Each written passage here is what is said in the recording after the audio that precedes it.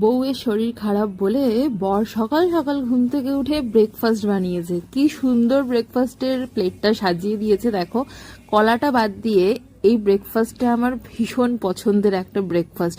কলা তো এর আগে আমি খেতামই না, শরীরটা খারাপ বলে এখন কলা খাওয়া শুরু করেছি।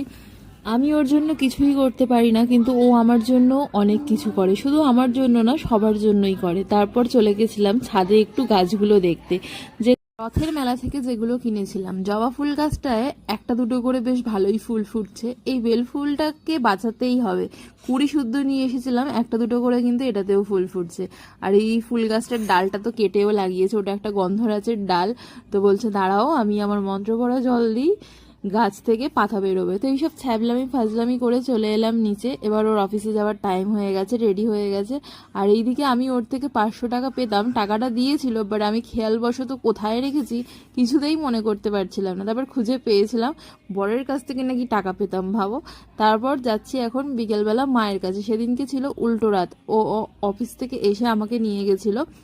হঠাৎই, কোনো প্ল্যান ছিল না। আগের দিন আমার যাওয়ার কথা ছিল, বাট শরীর খারাপের জন্য তো আমি যেতেই পারিনি। বললো চলো ঘুরিয়ে নিয়ে আসি তোমাকে। তারপর বেরিয়ে পড়লাম আমরা।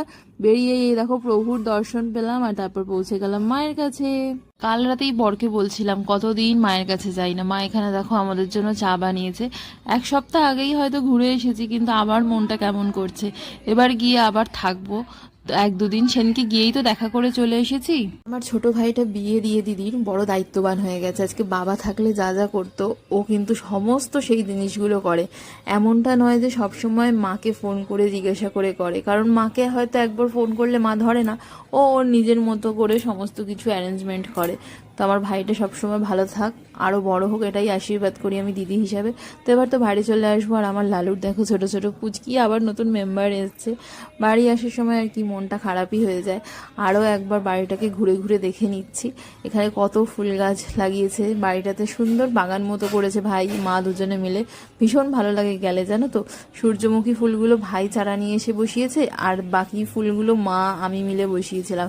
আর এই ডগিটা আমাদের অন্য পাড়ার একটা ডগি, জানো তো। এখন মা ভাই মিলে ওর সেবা যত্ন করে, আগে আমি করতাম। আর এত কিছু তো আমি খেতে পারিনি, বাড়িতে নিয়ে চলে এসেছিলাম আমার ননদিনীর জন্য। তো সেগুলোই এখন গরম করে দিচ্ছি।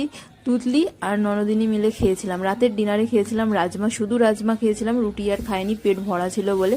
লাস্টে একটু মিষ্টি খেয়েছিলাম। আজকের দিনটা এইভাবেই শেষ করলাম। বাই।